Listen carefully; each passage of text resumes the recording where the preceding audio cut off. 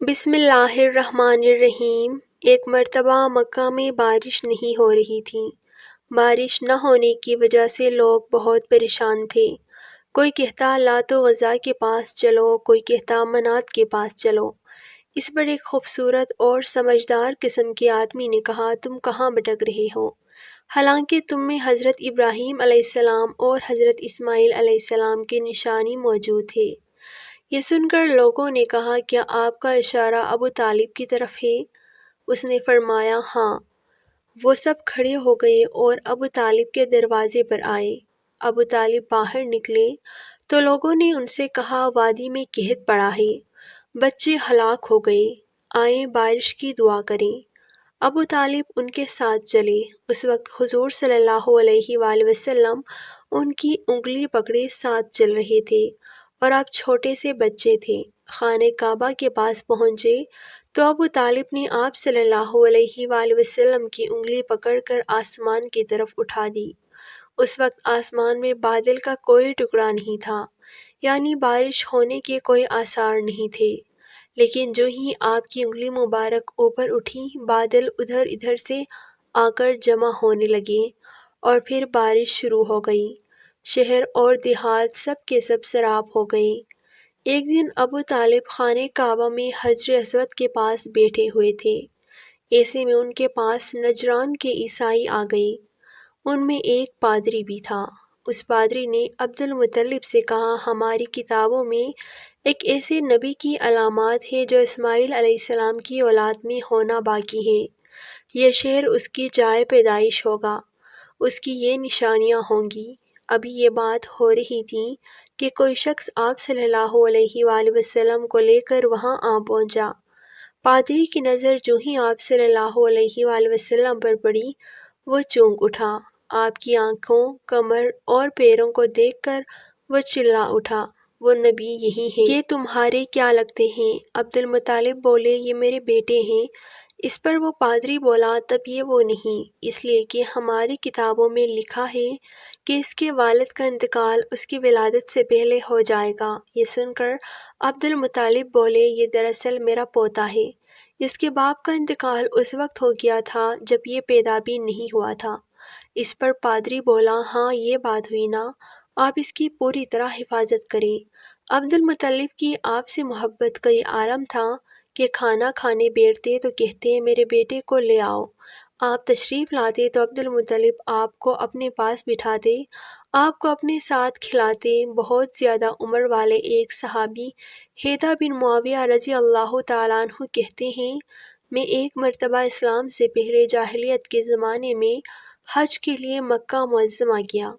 وہاں بیت اللہ کا طواف کر رہا تھا کہ میں نے ایک ایسے شخص کو دیکھا جو بہت بوڑھا اور بہت لمبے قد کا تھا۔ وہ بیت اللہ کا طواف کر رہا تھا اور کہہ رہا تھا، اے میرے رب، میری سواری کو محمد صلی اللہ علیہ وآلہ وسلم کی طرف پھیر دے اور اسے میرا دست و بازو بنا دے۔ میں نے اس بوڑھے کو جب یہ شعر پڑھتے سنا تو لوگوں سے پوچھا، یہ کون ہے؟ لوگوں نے بتایا کہ یہ عبد المطلب بن ہاشم ہیں۔ انہوں نے اپنے پودے کو اپنے ایک اونٹ کی تلاش میں بھیجا ہے۔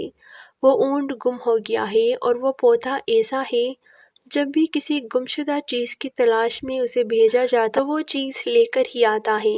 پوتے سے پہلے یہ اپنے بیٹوں کو اس اونٹ کی تلاش میں بھیج چکے ہیں، لیکن وہ ناکام لوٹ آئے ہیں۔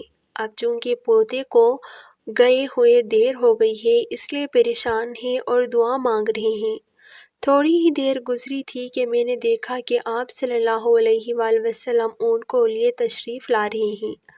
عبد المطلب نے آپ کو دیکھ کر کہا، میرے بیٹے، میں تمہارے لیے اس قدر فکر مند ہو گیا تھا کہ شاید اس کا اثر کبھی میرے دل سے نہ جائے۔ حضور صلی اللہ علیہ وآلہ وسلم کے چچا ابو طالب ایک بار ذی المجار کے میلے میں گئے۔ یہ جگہ عرفات سے تقریباً 8 کلومیٹر دور ہے۔ ان کے ساتھ رسول اللہ صلی اللہ علیہ وآلہ وسلم بھی تھے۔ ایسے میں ابو طالب کو پیاس محسوس ہوئی۔ انہوں نے آپ صلی اللہ علیہ وآلہ وسلم سے کہا کہ بھتیجے، مجھے پیاس لگی ہے۔ یہ بات انہوں نے اس لیے نہیں کہی تھی کہ آپ صلی اللہ علیہ وآلہ وسلم کے پاس پانی تھا، بلکہ اپنی بے چینی ظاہر کرنے کے لیے کہی تھی۔